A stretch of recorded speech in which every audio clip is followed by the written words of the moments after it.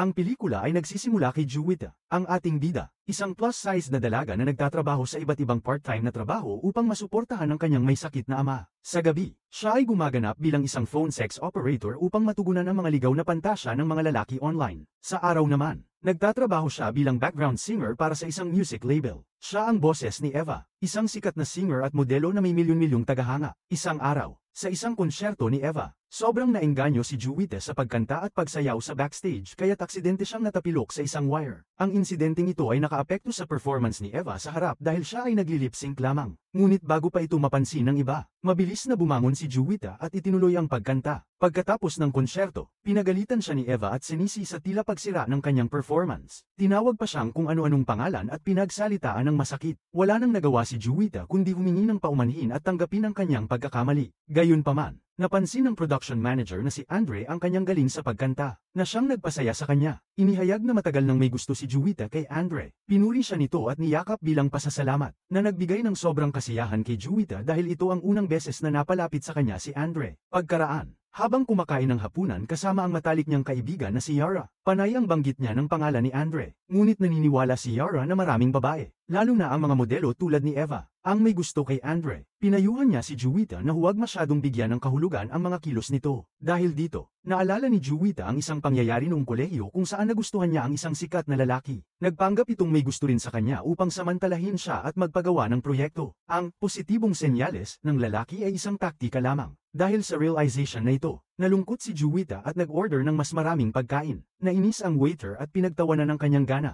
Ngunit hindi ito pinalampas ni Yara at ipinagtanggol ang kanyang kaibigan. Habang pauwi, nagpalagay sila ng magkatugmang tattoo sa kanilang likuran bilang simbolo ng kanilang matibay at mahabaging pagkakaibigan. Kinabukasan, pagkatapos ng trabaho, inalok ni Andre si Juwita na ihatid siya pauwi. Masaya niyang tinanggap ito at naimbitahan pa siya sa birthday celebration ni Andre. Habang nasa biyahe, nag-usap sila tungkol sa trabaho at kanilang personal na buhay. Nang marating nila ang isang tahimik na lugar, sinabi ni Juwita na ibaba na siya roon. Nagsinungaling siya na sa bahay ng isang kaibigan siya titigil. Ngunit ang totoo, bibisitahin niya ang kanyang ama sa isang mental hospital. Pag-alis ni Juwita, napansin ni Andre na naiwan nito ang kanyang diary sa loob ng sasakyan. Samantala, masiglang binati ni Juwita ang kanyang ama at ikinwento ang kanyang araw. Ibinunyag na ang ama niya ay nagkaroon ng sakit sa pag-iisip at nalugmok sa depresyon matapos ang pagpanaw ng kanyang ina. Sa tuwing binibisita siya ni Juwita, pakiramdam niya ay bumalik ang kanyang asawa dahil lagi siyang napagkakamalan nito bilang kanyang ina. Hindi naman ito iniinda ni Juwita. Sa halip, niyayakap niya ang ama at sinasabi na natupad na niya ang pangarap niyang maging isang singer. Kinabukasan, nakatanggap si Juwita ng isang kahon ng regalo mula sa isang hindi kilalang nagpadala. Isang napakagandang pulang damit ang laman nito. May kasamang card na nagsasabing isuot niya ito sa kaarawan ni Andre. Inakala niyang si Andre ang nagpadala kaya't masaya niyang ibinahagi ito kay Yara. Bagamat tila kakaiba ang sitwasyon para kay Yara, hindi na siya nagtanong pa dahil halatang tuwang-tuwa si Juwita. Kinagabihan, dumalo si Juwita sa kaarawan ni Andre. Suot ang magarang damit. Lumapit siya kay Andre at nagpasalamat para sa regalo. Subalit, nagulat si Andre dahil wala siyang ideya tungkol dito. Biglang dumating si Eva. Suot ang parehong damit. Lalo siyang nagmukhang kaakit-akit, kaya't napako ang atensyon ng lahat sa kanya. Lumabas na si Eva pala ang nagpadala ng damit kay Juwita upang siya'y insultuhan at body shame. Labis itong ikinasakit ng damdamin ni Juwita, kaya't tumakbo siya papalayo habang umiiyak. Matapos ang pampublikong kahihiyan, nagalit si Andre at sinita si Eva sa kanyang pagiging immature. Ngunit walang pagsisisi si Eva at iminungkahing tanggalin si Juwita. Pinagtanggol naman ito ni Andre. Sinabing may talento si Juwita kahit hindi siya kasing sikat o kasing sexy ng iba. Sa kasamaang palad, narinig ni Juwita ang usapan at maling naintindihan na sinasabihan siya ni Andre ng masama. Lubos siyang nasaktan.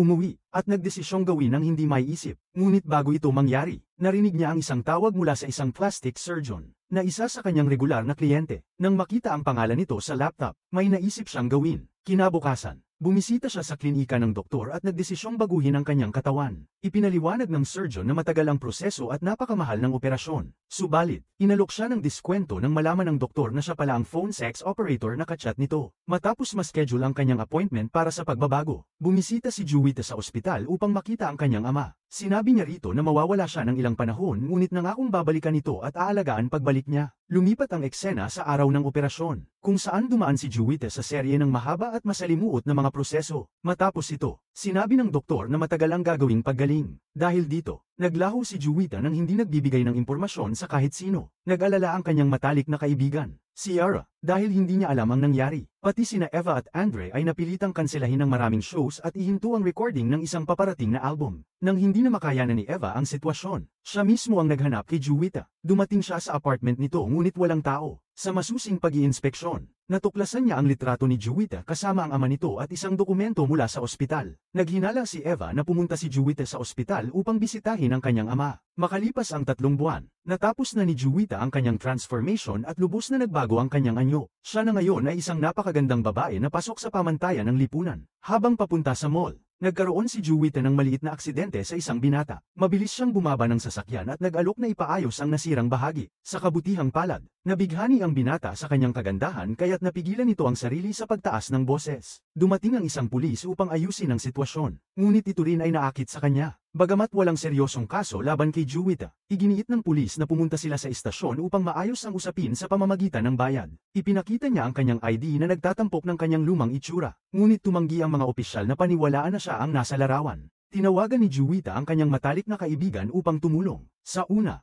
hindi rin siya nakilala ni Yara hanggang makita nito ang magkatugmang tato sa likod nila. Matapos makumpirma ang ID, tuluyan ang naayos ang issue. Matapos ang mahabang panahon, nagkita ulit ang magkaibigan. Ipinaliwanag ni Juwita kay Yara kung bakit niya kinailangang sumailalim sa operasyon at kung paano ito nakatulong sa kanyang buhay. Di nagtagal, dumating ang kasintahan ni Yara na si John at mainit siyang binati. Tinanong niya kung sino ang magandang babae, at nagkunwari si Yara na ito ang bago niyang kaibigan na si Angel. Hindi niya ipinagtapat na nagpa-opera si Juwita. Nagustuhan naman ni Juwita ang pangalan kaya't nagpasya siyang tawagin ng sarili bilang Angel mula ngayon. Samantala, si John, na isang medical officer, nagdala ng gamot para sa pagpapapayat ni Yara tulad ng nakagawian. Lumabas na nais ni John na mas maging payat si Yara kaysa sa dati. Habang nasa tawag si John, hinimok ni Juwita ang kaibigan na huwag inumin ang gamot. Ipinaliwanag niya na ang mga table tas ay may mapanganib na sangkap na maaaring makasama sa katawan ni Yara. Na-fit na naman. Pumayag si Yara sa simula, ngunit nang bumalik si John, napilitan siyang inumin ito upang mapahanga ang kasintahan. Samantala, ang production house ni Andre ay naghahanap ng bagong talento bilang background singer ni Eva. Nagpasya si Juwita na mag-audition para sa papel upang simulan ang kanyang karera. Laking gulat niya nang mahalin ni Andre ang kanyang boses. Labis itong na-impress kaya't nagpasya siyang i-promote si Angel bilang pangunahing performer sa halip na background singer. Di nagtagal,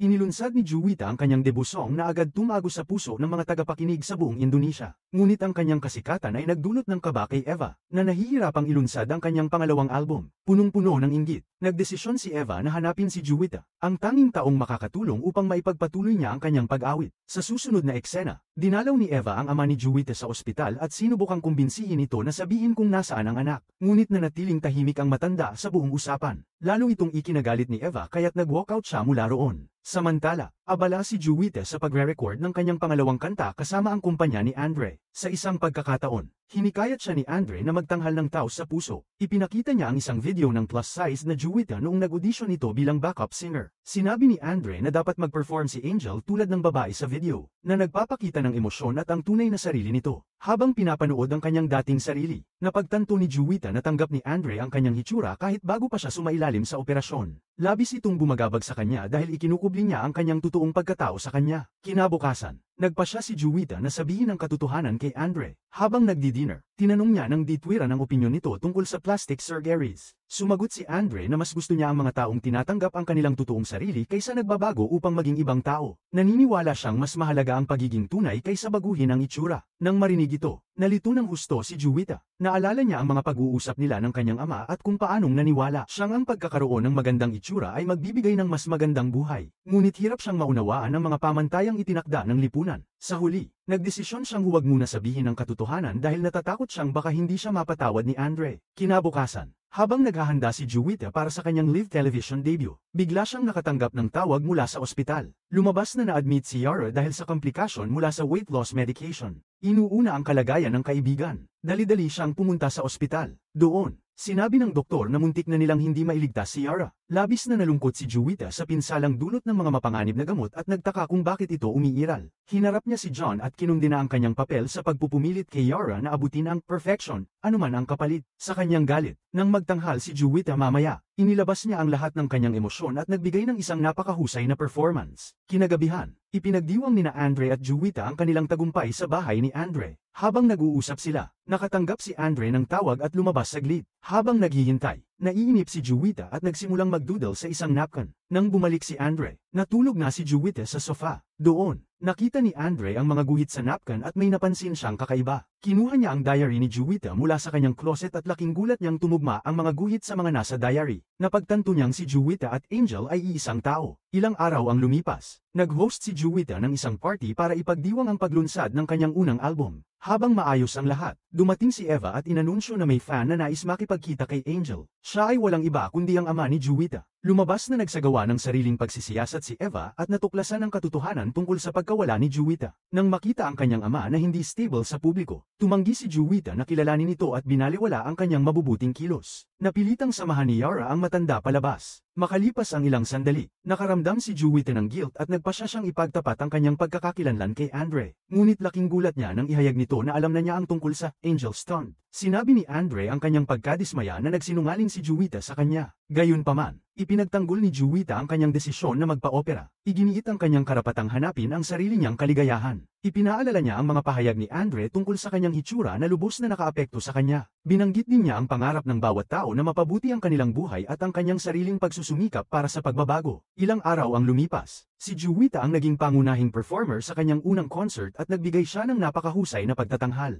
Ngunit si Eva, puno pa rin ng inggit, ay desperado na sirain ang kanyang karera. Sa kalagitnaan ng concert, dinala ni Eva ang ama ni Juwita sa entablado, na ikinagulat ng lahat ng tao. Nagsimulang mag-usap-usapan ng mga tao na si Angel ay isang impostor. Nagpanik si Juwita, ngunit nag-ipon siya ng lakas ng loob at inamin ang kanyang tunay na pagkakakilanlan. Sinabi niya sa lahat na ang kanyang tunay na pangalan ay hindi Angel kundi Juwita. Ibinahagi niya ang kanyang mga pinagdaanan, kung paano natabunan ng kanyang hitsura ang kanyang talento, at kung paano siya palaging naiisang tabi bilang backup singer. Ipinaliwanag din niya ang sitwasyon ng kanyang ama at ang kanilang hirap matapos mamatay ang kanyang ina. Sinabi niya ang kanyang hanggarang mahalin at tanggapin, ang kanyang pagnanais na magtanghal para sa mga tao, at ang mga sakripisyong ginawa niya para sa kanyang pangarap. Habang pinapalabas ang kanyang lumang video, nagkaisa ang audience sa pagbibigay ng suporta sa kanya. Sa huling eksena ng pelikula, makikita si Juwita na pumipirma ng mga autograph para sa kanyang masisiglang tagahanga bilang isang matagumpay na mga awit sa Indonesia. Naayos na rin nila ni Andre ang kanilang hindi pagkakaintindihan at sila ay masayang nagde-date.